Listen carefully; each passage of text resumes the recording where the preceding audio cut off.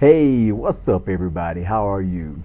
Welcome to another episode of my 7 Pillars of Mental Performance in 365 Days. I'm Jay Hollingshead, your personal high performance mindset coach and public speaker. Welcome back. Today is Tuesday, day 3 of the week, and this is episode 192. And so on day 3 of the week, we always discuss pillar number 3, which is focus and concentration. Focus and concentration. Let me give a shout out to everybody that's tuning in already. Herbert Henley, Uncle Herb, I appreciate you for tuning in. Tracy Miller, my frat, what's up, bro? I appreciate you. My aunt Gina Sess, my brother AJ Arthur Hollingshead, I love you, man. Everybody's tuning in. My wife, Lisa Hollingshead. What's up, babe? I appreciate you. My front row seat people as well. And if you want to see this video in its entirety, feel free to go to my YouTube channel, Jay Hollingshead on YouTube. You can like, share, subscribe. I'm asking you to do so. Like, share, subscribe. Thank you for all those that do share my videos. My Aunt Gina and everyone else that always shares my videos. Thank you so much. I truly appreciate you. Now, let's get back to it. Episode 192, Focus and Concentration. This topic is near and dear to me because this topic hits home with all of my athletes that I work with. Every time I do a workshop or a talk or a seminar on focus and concentration, I always ask this one question to everybody that's in attendance. I ask the question, how many have been asked to focus? How many people have been told to concentrate by your teacher, your boss, your coach, your trainer? If you have been told to concentrate, let me just raise your hand, hit the like, hit a heart button or something like that. Let me know that you're out there and you understand what I'm saying. If you have been told to concentrate or told to focus. Now, my next question that I always ask, how many have been formally taught how to focus or taught how to concentrate? And whenever I ask that question, no hands go up. Nobody is actually there there's no one in attendance that has been taught how to focus.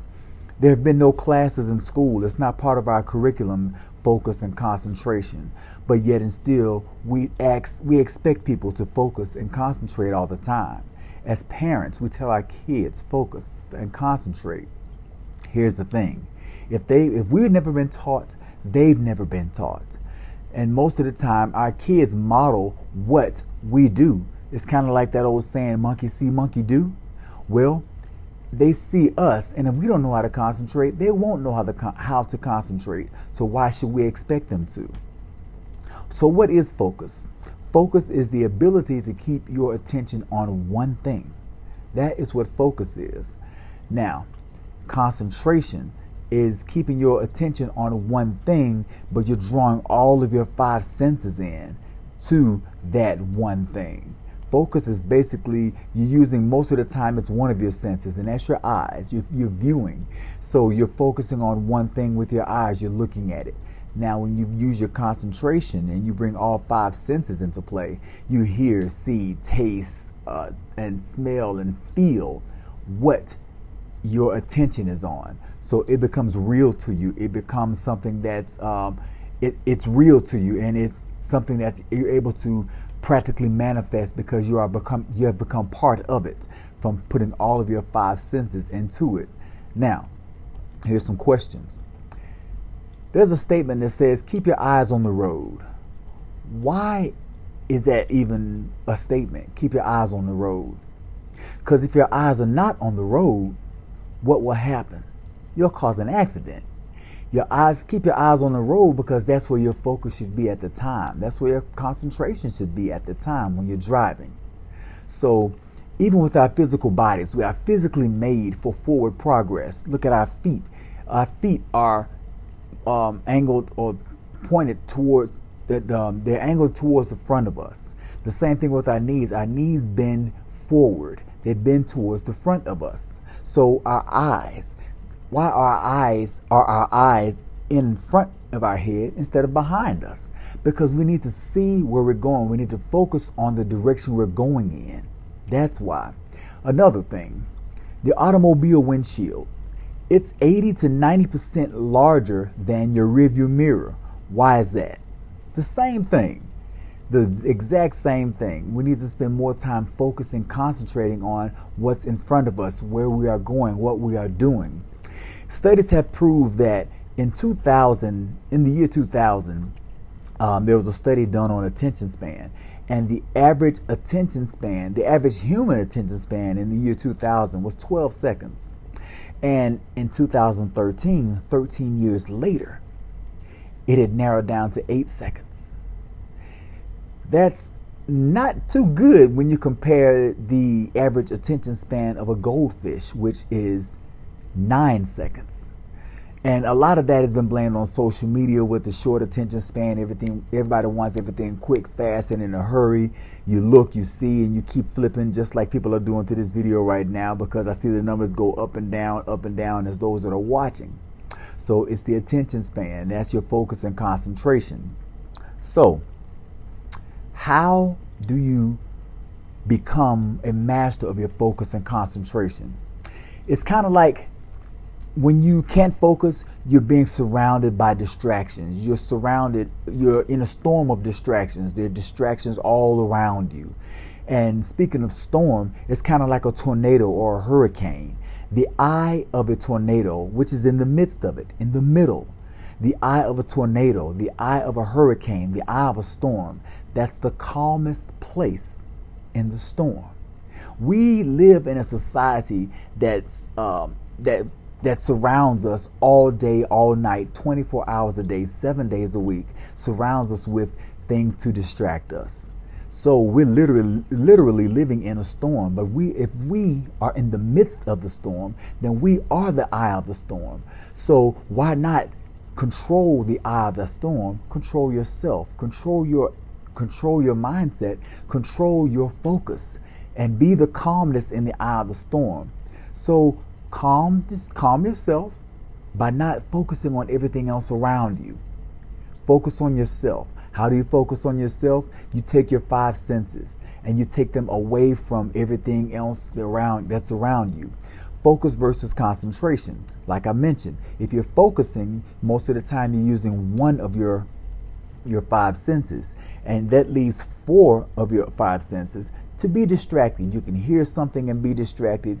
You can smell something and be distracted. You can taste something and be distracted.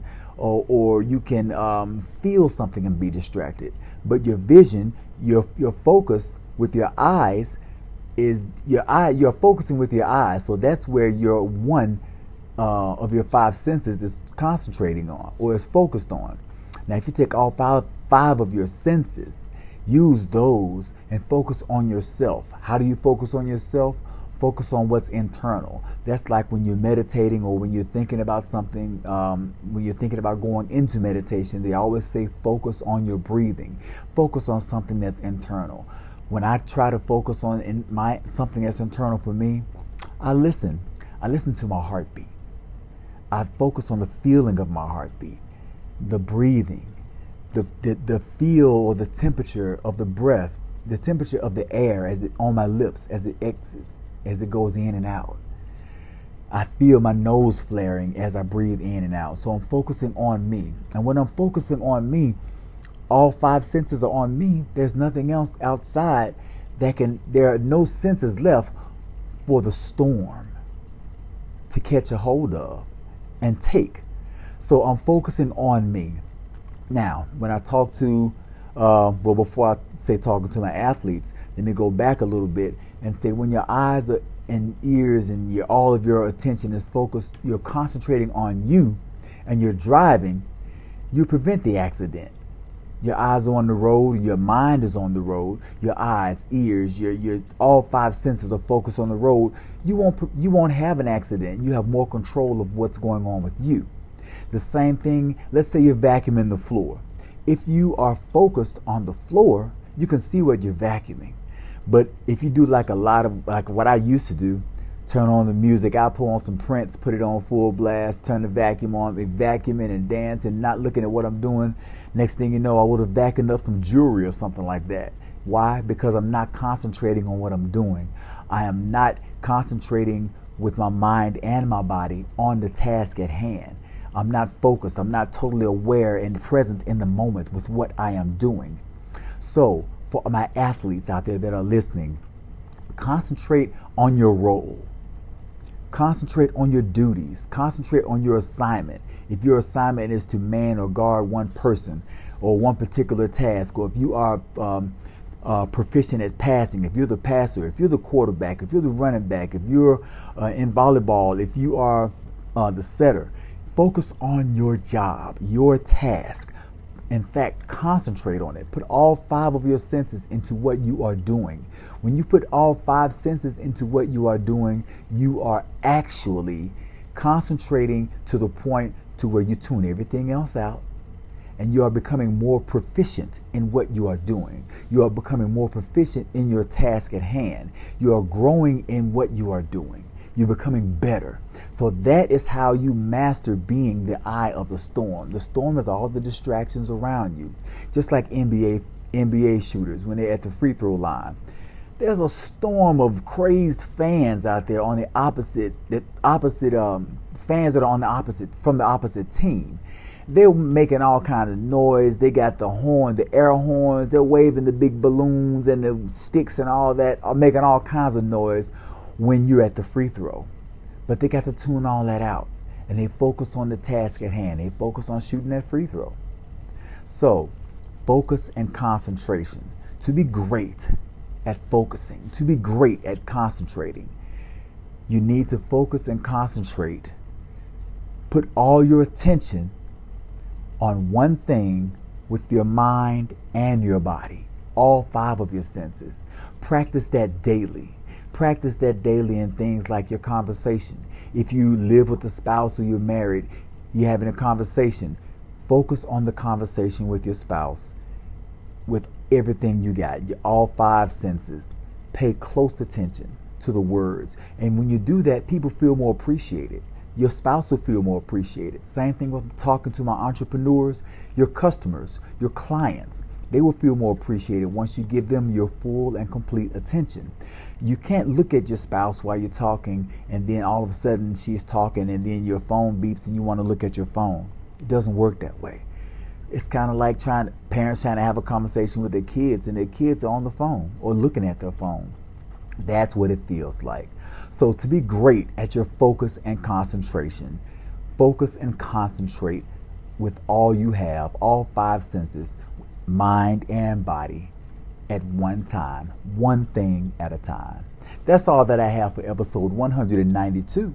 This is Jay Hollingshead, your personal high-performance mindset coach and public speaker. And this is the end of the day, so recap your day.